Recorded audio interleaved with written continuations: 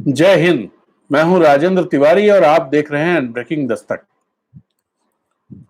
आज लॉकडाउन 2 का आखिरी दिन है और तो एक तो जायजा लेते हैं लॉकडाउन 1 और लॉकडाउन 2 में क्या स्थिति रही कोरोना की अपने देश में। और इसके अलावा जो डेटा सरकार की तरफ से दिया गया है कि हमारे यहाँ जो 1 मिलियन टेस्ट करने वाले देश हैं उनमें हमारे यहाँ जो कोरोना पॉजिटिव रेट है, मतलब कितने परसेंट लोग जितने टेस्ट हुए उसमें कितने परसेंट लोग कोरोना पॉजिटिव निकले, वो सबसे कम है।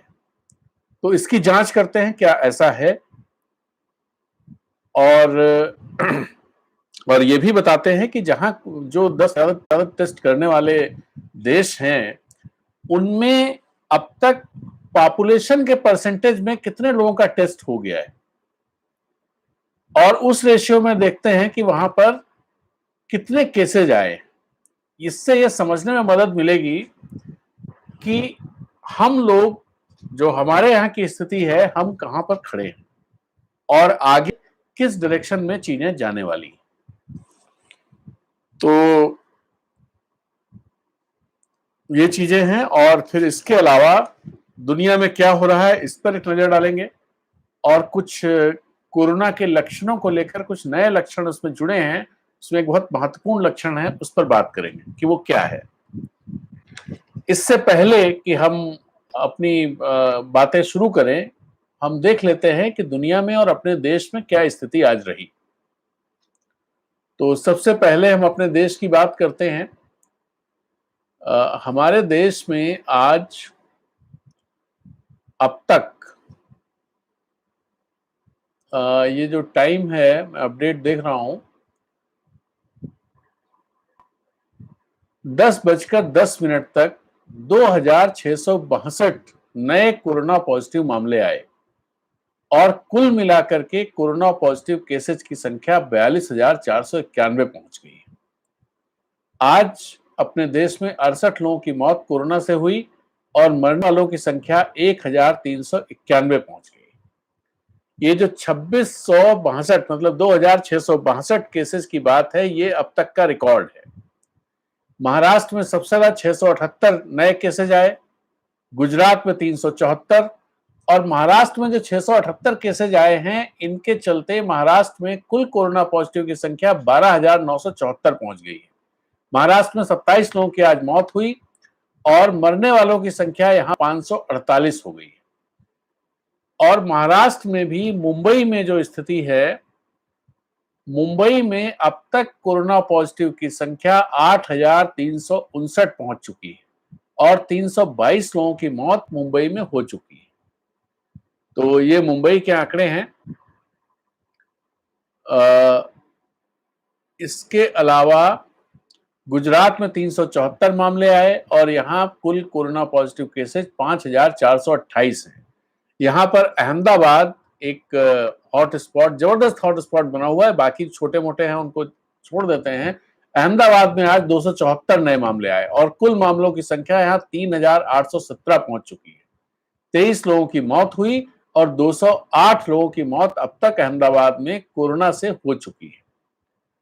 और दिल्ली में आज 427 नए मामले आए और यहां कुल मामलों की संख्या 4,549 पहुंच गई है। आज ही केजरीवाल ने कहा था कि दिल्ली को लेकर के it's time to open Delhi, और आज ही दिल्ली में 427 नए मामले आए। तो इसे अंदाजा ये लगाया जा सकता है कि जो कुछ भी हम सोचते हैं कोई जरूरी नहीं कि वो सब चीजें सही हों, क्योंकि कोरोना के बारे में अभी भी बहुत ज्यादा जानकारी हम लोगों को है नहीं। तमिलनाडु में 266 मामले आए, राजस्थान में 114, मध्य प्रदेश में 49, उत्तर प्रदेश में 158 मामले आए और उत्तर प्रदेश में कुल कोरोना पॉजिटिव की संख्या 2,645 पहुंच गई है। उत्तर प्रदेश में अगर हम देखें, सबसे ज्यादा आगरा में कोरोना पॉजिटिव के मामले आए हैं। आज भी 60 मामले वहां पर आए और इस तरह से आगरा में कोरोना पॉजिटिव केसेस की संख्या 596 हो गई है। 29 मामले कानपुर नगर में आए और यहां कुल कोरोना पॉजिटिव 256 पहुंच गए। लखनऊ में 4 मामले आए और यहां कोरोना पॉजिटिव की संख्या 226 है। इसके बाद जो सबसे बड़ा हॉट स्पॉट है वो सहारनपुर 210 202, लेकिन सहारनपुर में अब आज कोई नया मामला नहीं आया है। नोएडा में 168, 9 नए मामले आए नोएडा में आज। आंध्र प्रदेश में 58 नए मामले आए और पंजाब में 330। पंजाब में 330 मामलों के साथ अब कुल कोरोना पॉजिटिव की संख्या 1102 हो गई। और यहां पर अमृतसर में सबसे ज्यादा 218 कोरोना पॉजिटिव केसेज हैं।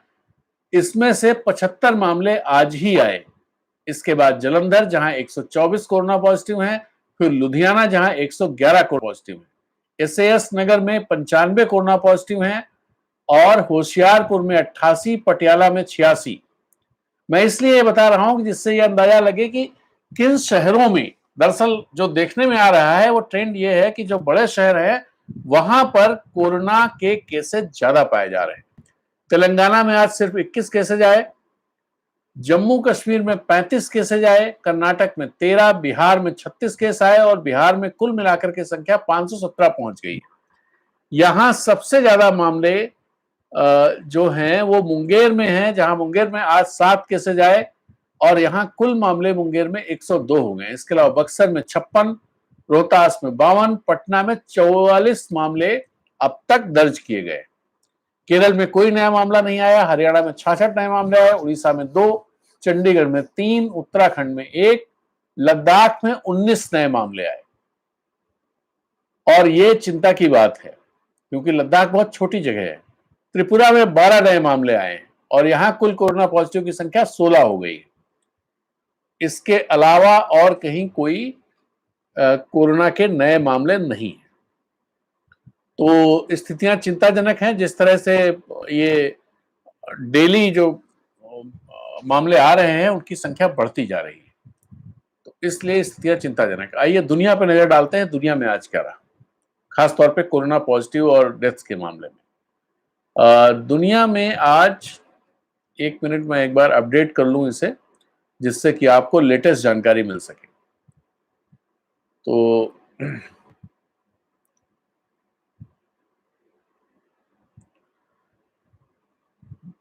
दुनिया भर में आज अब तक 44,893 नए मामले आ चुके हैं और 1,813 लोगों की मौत हो चुकी है। कोरोना पॉजिटिव लोगों की संख्या 35,26,264 पर पहुंच गई है और जिनकी मौत हुई है उनकी संख्या 2,46,476। अमेरिका में अब तक, वहां दिन अब शुरू हो रहा है, अब तक 8,893 नए मामले आ चुके हैं और 524 लोगों की मौत हो चुकी है। इस तरह अमेरिका में कुल मिलाकर के 11,69,667 कोरोना पॉजिटिव के मामले दर्ज किए जा चुके हैं और कोरोना से हुई मौतों की संख्या 67,968 है। स्पेन में 1,533 नए मामले आए, इटली में 1,389। अभी ब्रिटेन के आंकड़े हमारे पास नहीं है, फ्रांस का अपडेट भी हमारे पास नहीं है। जर्मनी में 216 नए मामले आए। सबसे ज्यादा दुनिया में अगर कहीं आज मामले आए हैं अभी तक, अमेरिका के बाद, अमेरिका में जो 24 घंटे में होते हैं वो अभी देर में आएगा उसका आंकड़ा, तो रूस में है। रूस में 10,633 नए मामले आए और कुल कोरोना पॉजिटिव की संख्या 1,34,687 पहुंच गई है। यहां मरने वालों की संख्या कंपैरेटिवली कम है।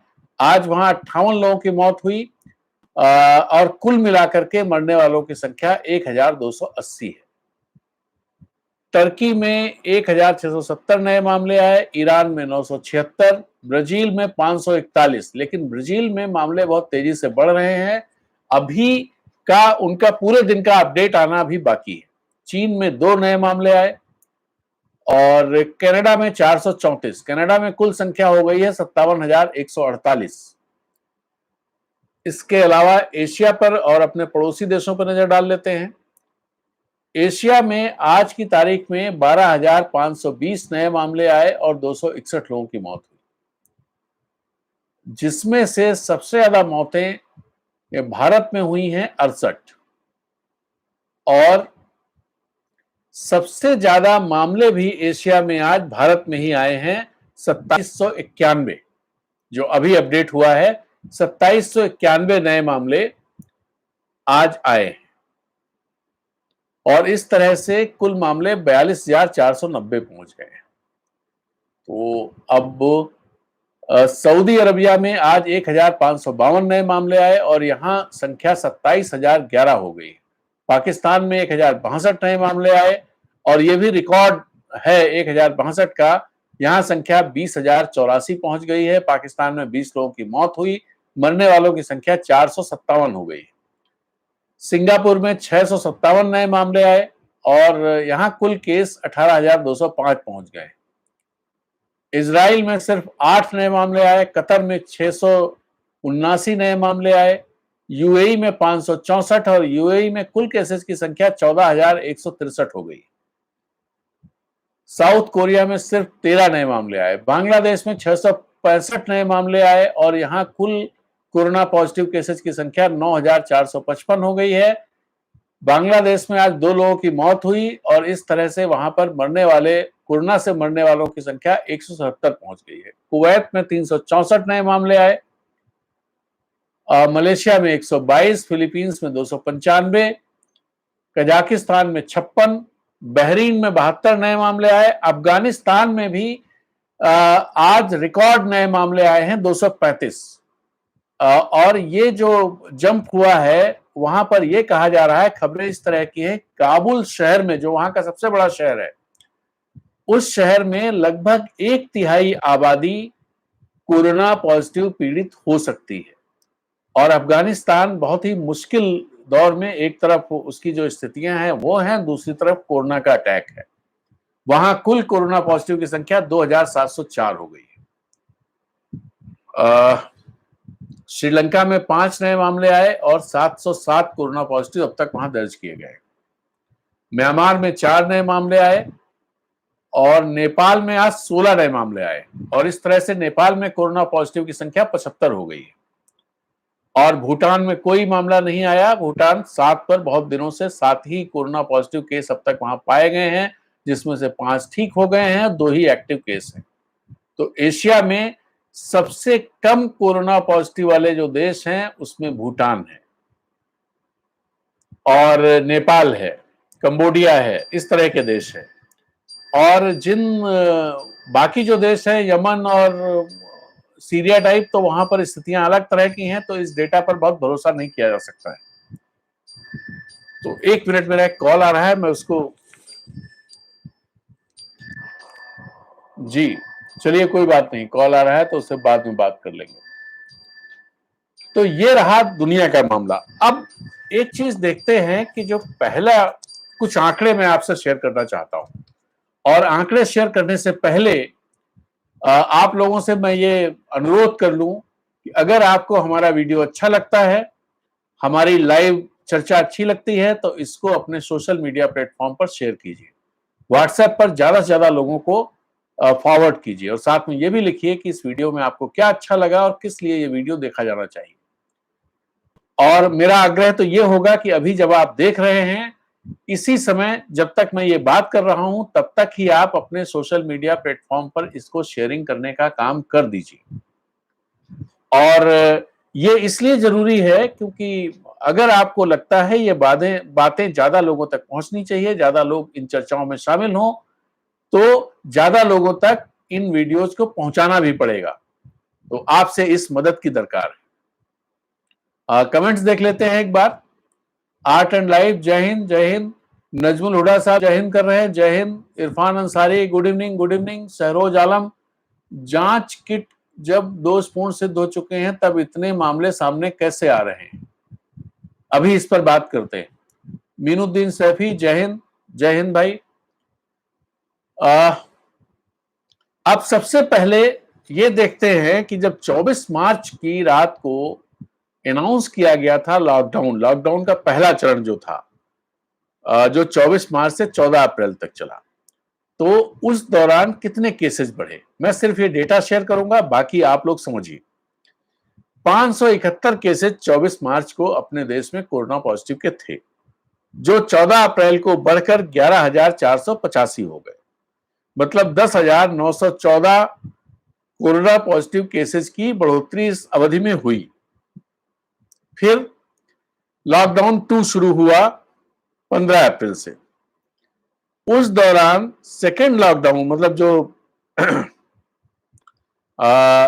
14 अप्रैल से 3 मई तक, आज की तारीख तक 11,485 14 अप्रैल को थे, और आज जो एग्जैक्ट संख्या है अभी, जो मैं आपको अभी बता रहा हूं फिर से क्योंकि मुझे याद नहीं आ रही है, ये संख्या है 42,490।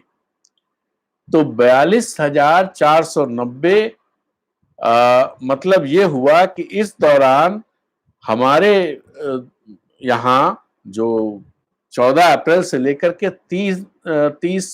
3 मई तक करीब 31,000 नए केसेज आए।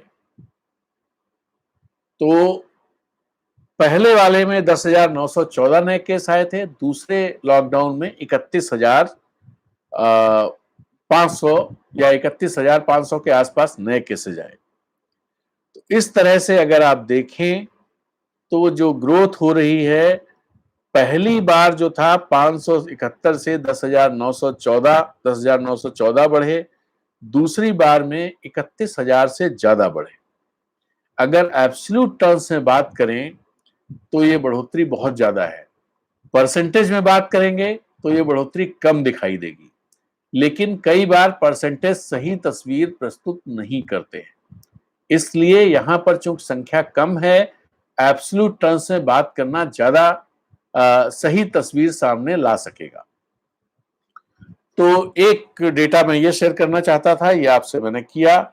और जिस गति से अगर ये एक लीनियर ढंग से सोचें, हम कोई एक्सपोनेंशियल ज्योमेट्रिक और इस तरह के मॉडल्स पे नहीं जा रहे हैं, हम सिर्फ लीनियर जो सिंपल मैथमेटिक्स होती है उससे अगर सोचें, तो जब अगला लॉकडाउन, ये लॉकडाउन खत्म होगा, लॉकडाउन 3 मतलब 18 मई को, तो इस सिंपल मैथमेटिक्स के हिसाब से करीब 90,000 मामले अपने देश में होने चाहिए। ये ऐसा ना हो, ये बहुत ही अच्छा है।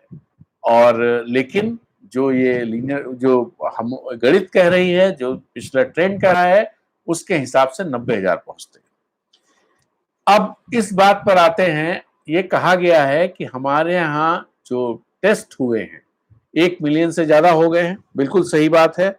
हमारे यहाँ 10,46,450 कोरोना टेस्ट हो चुके हैं। इतने लोगों की टेस्टिंग हो चुकी है।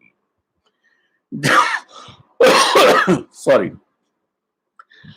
इसमें से 41,266 या अभी जो 42,000 समथिंग आ गया है, तो इसमें टेस्ट भी बढ़ गए होंगे। आप मान के चले कि 41,000 लोग इसमें पॉजिटिव पाए गए। ये परसेंटेज 4% बैठता है। तो 4% लोग हमारे यहां पॉजिटिव पाए गए। ये क्लेम किया जा रहा है सरकार की तरफ से कि जो देश जहां पर 1 मिलियन से ज्यादा टेस्ट हुए हैं, उनमें हमारे देश में जो ये रेशियो है, total number of test plus positive cases, मतलब total number of test and positive cases का रेशियो है, वो सबसे कम है। ये बात ठीक नहीं है। ये बात ठीक नहीं है।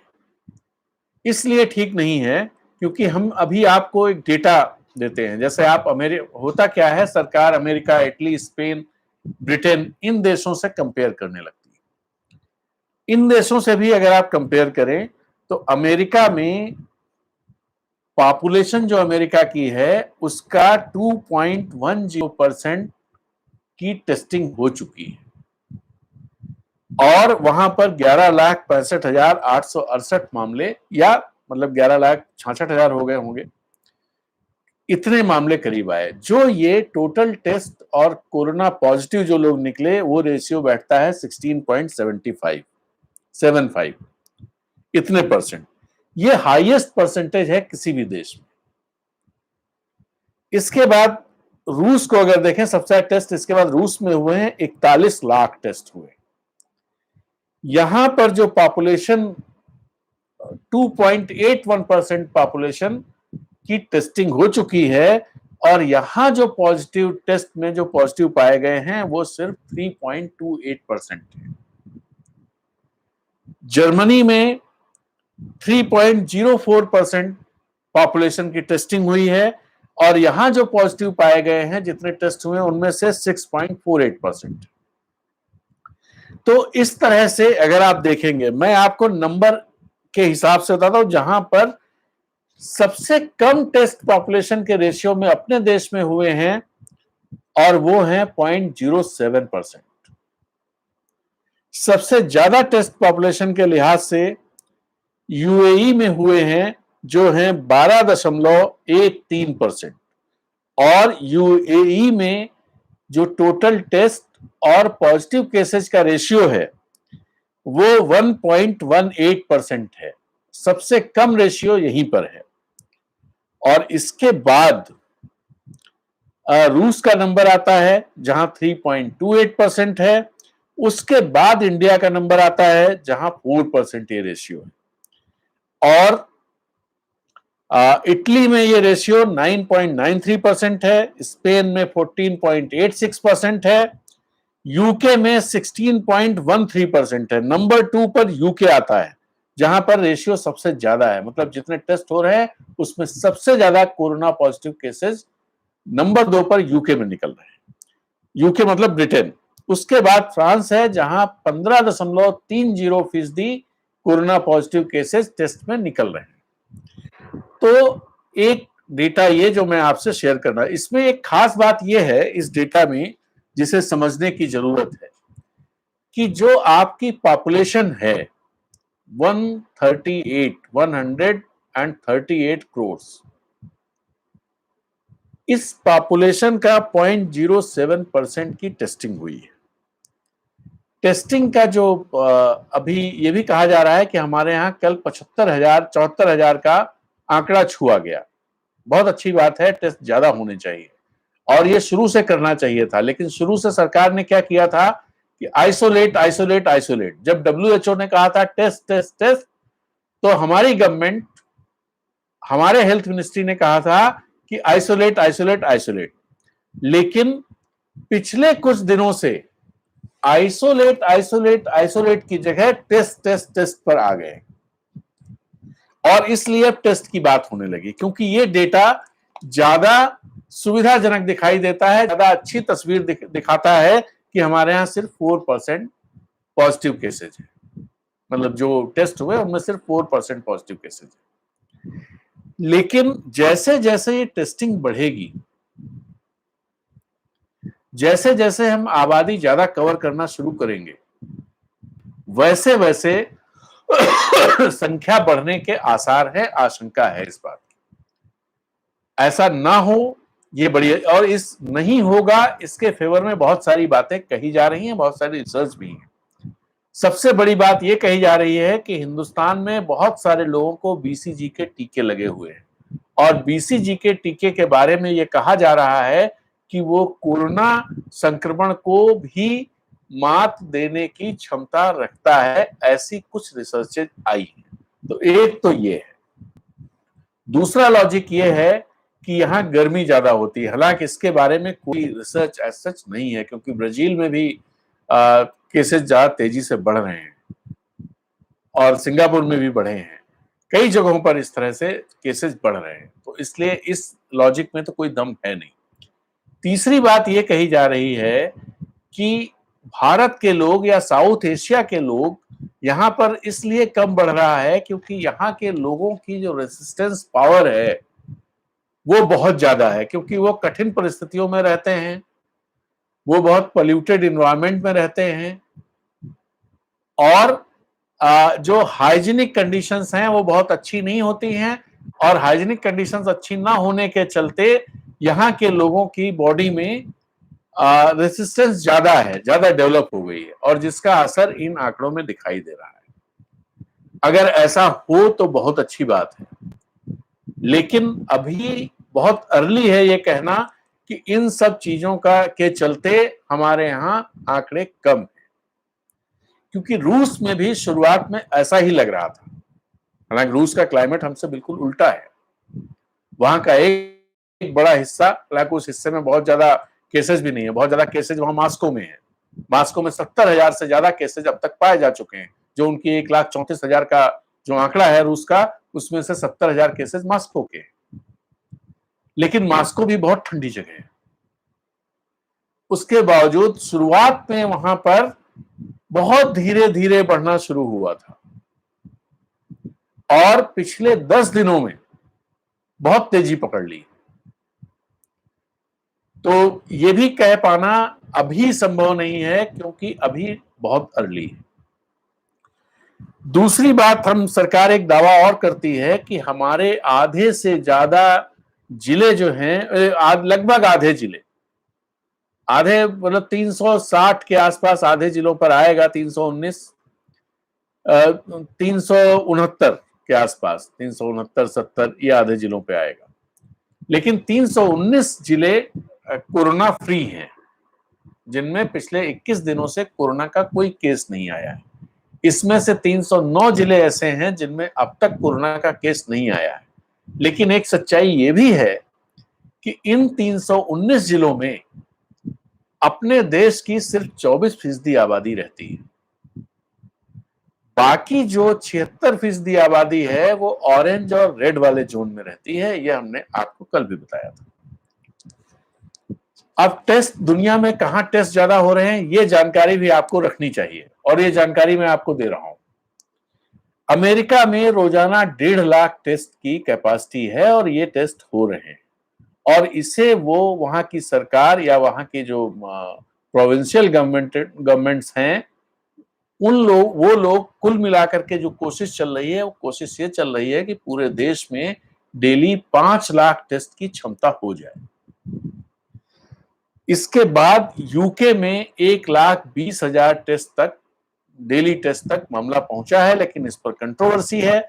वहां पर कई सारे लोगों ने कहा है कि जो मिनिस्टर बोल रहे हैं, झूठ बोल रहे हैं, इतने टेस्ट नहीं हुए हैं। इसमें आधे से ज्यादा ऐसे हैं जिनको टेस्ट किट तो भेजी गई है लेकिन टेस्ट नहीं हुआ है।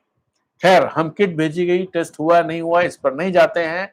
कुल मिलाकर के इतनी किट्स उस दिन इस्तेमाल के लिए रखी गई, तो ये मान सकते हैं कि भाई इतना टेस्ट हो सकता है।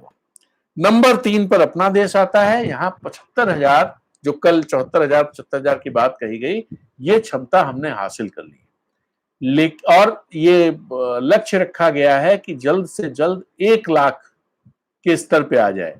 लेकिन 1 लाख का स्तर हमारे लिए बहुत कम है, क्योंकि अगर हम अपनी 2% पॉपुलेशन का भी टेस्टिंग करना चाहते हैं, 2% तक ही पहुंचना चाहते हैं, हम 4, 6, 11% की बात ना करें,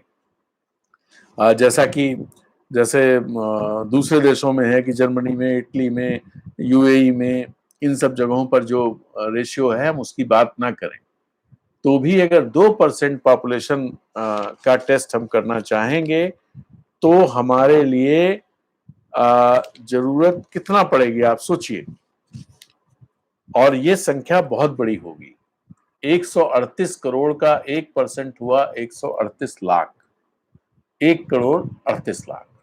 इसको डबल कर लीजिए तो 2,76,00,000 का आंकड़ा आया। 2,76,00,000 अगर 1 लाख डेली के हिसाब से टेस्ट किए जाएंगे, तो इसमें कितना दिन लगेगा? 9 महीने इसमें लगेंगे कम से कम। तो ये 1 लाख की भी जो आगे जो दिखाई दे रहा है, जिस तरह के आंकड़े दिख रहे हैं या दूसरे देशों के जो एग्जाम्पल्स हैं, उसके हिसाब से ये टेस्ट नाकाफी होंगे। हालांकि सरकार इसे अपनी उपलब्धि के तौर पर कह रही है। अब आगे बढ़ने से पहले मैं एक बार आप लोगों से रिक्वेस्ट फिर कर लूं कि अगर आपको हमारा वीडियो अच्छा लग रहा है, इसमें जो बातें हम लोग चर्चा करते हैं ये अच्छी लगती है, तो हमारे वीडियो को, हमारे इस लाइव शो को अपने सोशल मीडिया प्लेटफॉर्म पर अभी शेयर कीजिए, और व्हाट्सएप पर जितने ग्रुप्स में आप हैं और जो आपके कॉन्टैक्ट्स हैं, जहां तक जिनको आपको लगता है कि ये वीडियो शेयर किया जाना चाहिए, उनको ये वीडियो फॉरवर्ड कीजिए। साथ में एक लाइन ये भी लिख दीजिए कि इस वीडियो में क्या है जो आपको अच्छा लगा और क्यों यह वीडियो देखा जाना चाहिए। और मैं उम्मीद करता हूं कि जितने लोग मुझे यहाँ सुन रहे हैं वो सारे लोग ये काम करेंगे। चलिए अब आगे आते हैं, सवालों पर आ रहे हैं।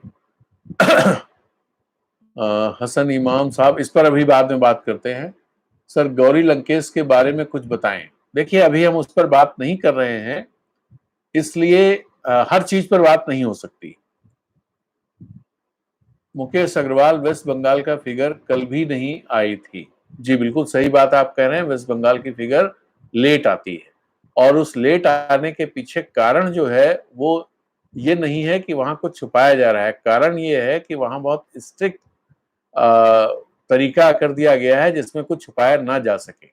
इस वजह से वेस्ट बंगाल की फिगर लेट आती है कई बार।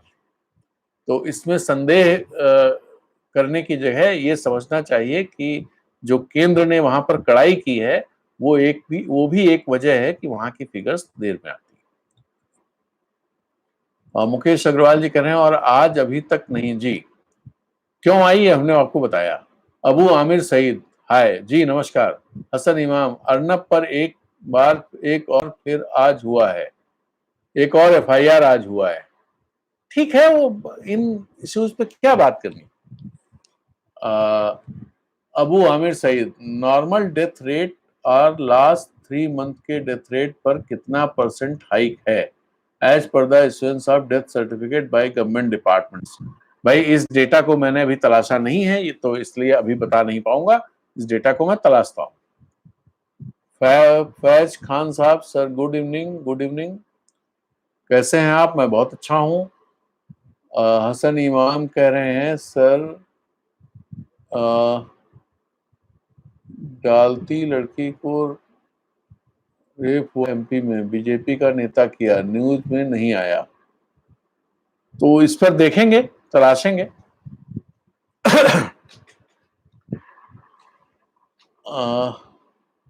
सर एक लड़का दलित जो ऊपर की जाति की लड़की से शादी किया, लोग पीटा और पुलिस पीटा और लड़का मर गया, न्यूज नहीं आया। जी हसन इमाम, झारखंड में केस बढ़ेगा सर? भाई अभी तक उम्मीद ये करनी चाहिए, हम लोग कामना ये करनी चाहिए केस ना बढ़े तो ज्यादा अच्छा रहेगा। और आज कोई नया केस नहीं आया है। आर्ट एंड लाइफ, ये साहब कह रहे हैं सर अब लॉकडाउन निकल के सोशल डिस्टेंसिंग करते हुए सब शुरू कर देना चाहिए। ये आपकी राय हो सकती है, लेकिन जो सरकार में बैठे हुए लोग हैं वो भी कुछ सोच रहे होंगे, कुछ सोच करके फैसले करते हैं। तो ये रहे आपके कमेंट्स। अब इस पर हम आगे बढ़ते हैं।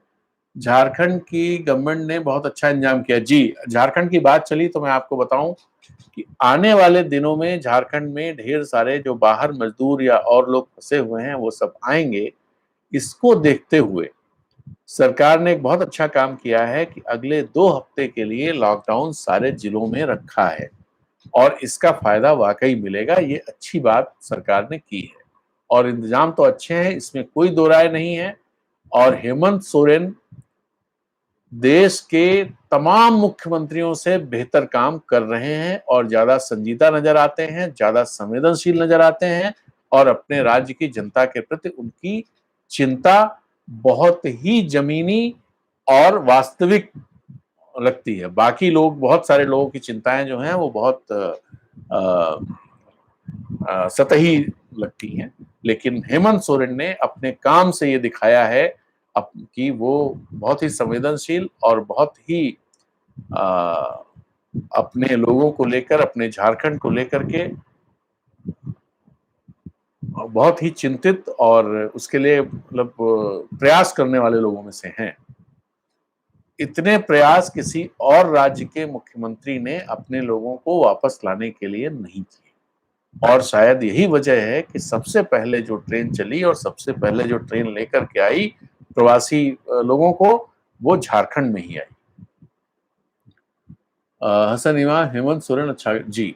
अब आगे बढ़ते हैं और पहले तो कुछ जानकारियां, इस हिस्से में हम आपको जानकारियां शेयर करेंगे दुनिया भर की। एक तो ये है कि लॉकडाउन के बाद जो दिल्ली के एयरपोर्ट से सिर्फ T3 से फ्लाइट शुरू होंगी और जितने टीयर 1 सिटी हैं उनमें आपस में कनेक्टिविटी शुरू हो जाएगी और जो टीयर 2 की महत्वपूर्ण शहर हैं उनको भी कनेक्ट किया जाएगा।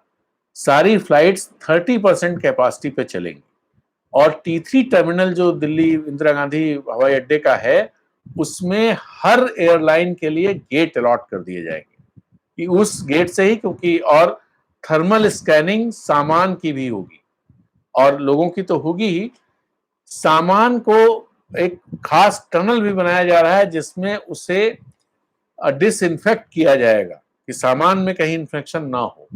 तो ये सब तरीके जिसमें टाइम टेकिंग रहेगा, लेकिन ये इस तरह के निर्देश एयरपोर्ट्स को एयरपोर्ट अथॉरिटी ने भेजे हैं और इसकी तैयारी करने के लिए कहा गया है। तो एक तो ये खबर थी। इसके अलावा जो खबरें हैं वो दुनिया की खबरें आपको बताना चाहता हूं।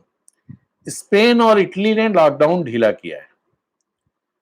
बुक शॉप्स वहां खुलने शुरू हो जाएंगी कल से, हार्डवेयर स्टोर्स खुल जाएंगे, नाई की दुकानें खुल जाएंगी, रेस्टोरेंट सिर्फ मतलब उसके लिए टेक अवे के लिए रहेंगे। बैठ के आप वहां बैठ नहीं सकते हैं, लेकिन टेक अवे के लिए रेस्टोरेंट खुल जाएंगे।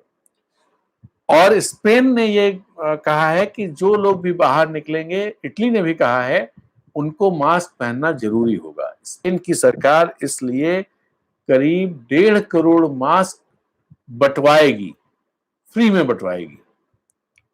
ये वहां के जो प्रधानमंत्री हैं पेड्रो सांचेज, उन्होंने ऐसा कहा है। इसके अलावा इन्होंने ये भी कहा है कि जो आपातकाल अभी खत्म हो रहा है उसे 24 मई तक बढ़ा दिया जाएगा। तो कल खत्म होने वाला है, उसे 24 मई तक ये बढ़ा रहे हैं। इटली में एक छूट दी गई है कि विद इन रीजन, मतलब विद इन स्टेट, जो वहां के प्रांत हैं उनके बीच उनमें ट्रेवल कर सकेंगे लोग, और बाकी इसी तरह से दुकानें वगैरह जो सोशल डिस्टेंसिंग और मास्क के साथ ही बाहर निकल पाएंगे लोग। पुर्तगाल ने आपातकाल हटा दिया है और चीजें नॉर्मलसी की तरफ बढ़ा रहा है। फ्रांस ने आपातकाल जुलाई एंड तक के लिए बढ़ाने की घोषणा की है। जापान ने भी आपातकाल 1 महीने के लिए बढ़ा दिया है। और एक खबर और है कि ईरान में कल से मस्जिदें खुल जाएंगी, लेकिन शर्त यह है कि वहां पर सोशल डिस्टेंसिंग का पूरी तरह से पालन किया जाएगा और जहां ये पालन नहीं होगा उन लोगों पर कार्रवाई की जाएगी। ये वहां की सरकार ने कहा है। ये दुनिया की जो मोटी और एक सबसे इंपॉर्टेंट खबर है, वो खबर है, चूंकि इस तरह की चीजें जैसे अपने यहाँ भी आ रहा है कि टेस्टिंग किट्स जो हैं वो घटिया निकली और बड़ी महंगी खरीदी गई थी। इसके अलावा पीएम केयर फंड से जो पैसा आया वो कहाँ जा रहा है, कैसे पीएम केयर फंड बना, इसकी जानकारी नहीं दी जा रही है और ढेर सारी चीजें। अमेरिका में जो चीजें हो रही हैं वहां पर जो वॉचडॉग ऑर्गेनाइजेशंस हैं उन्होंने राष्ट्रपति ट्रंप पर आरोप लगाया है कि जो वो स्टिमुलस पैकेज जो उन्होंने दिया है, खास तौर पे इंडस्ट्रीज और इन सब के लिए जो चीजें हुई हैं, उनमें उन्होंने जो उनके राष्ट्रपति के कैंपेन को फंड करने वाले लोग हैं या उनको बैक करने वाले लोग हैं, उनको चुन चुन करके वो फायदा पहुंचा रहे हैं। इस तरह की स्टोरीज बड़े अखबारों में, दुनिया के गार्डियन में, न्यूयॉर्क टाइम्स में और भी 1-2 जगहों पर आई हैं और ये वहां पर बड़ी चर्चा का विषय है कि ट्रंप इस तरह से चीजों को कर रहे हैं और बहुत ही मतलब वो ट्रांसपेरेंट नहीं है और इस तरह की चीजें हो रही हैं। तो ये एक बड़ा आरोप ट्रंप पर लग रहा है। दरअसल ट्रंप जिस तरह के व्यक्ति हैं, एक तो वो बिजनेसमैन हैं और जैसी उनकी लाइफस्टाइल रही है, झूठ बोलना, कुछ भी बोल देना, तो ऐसे व्यक्ति से और क्या उम्मीद की जा सकती है। तो ये चीज, हालांकि वो सब अभी आरोप ही हैं, लेकिन स्टोरीज में इस साक्ष्यों के साथ ये बातें कही गई जिनसे ये एस्टैब्लिश होता है कि ये जो स्टिमुलस पैकेज या जो सपोर्ट किया जा रहा है कोरोना के समय में, इसमें बहुत सारे उनके जो बैकर्स हैं और जो उनके फंडर्स हैं उनको फायदा हो रहा है। तो एक ये खबर थी। इसके अलावा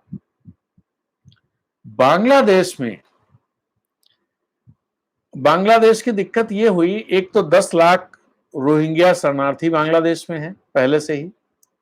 अभी जब कोरोना का प्रकोप शुरू हुआ है म्यांमार में, तो बहुत सारे हजारों शरणार्थी नावों में बैठ करके, ट्रॉलर्स जो होते हैं बड़े बड़े, जैसे अगर यहाँ किसी ने साहबगंज में देखा होगा या हुगली में देखा होगा, ट्रॉलर्स होते हैं, तो ट्रॉलर्स में बैठ करके लोग, और वो फंसे हुए हैं मेघना नदी में कि अब वो उतरे कैसे, सरकार ने रोक रखा है।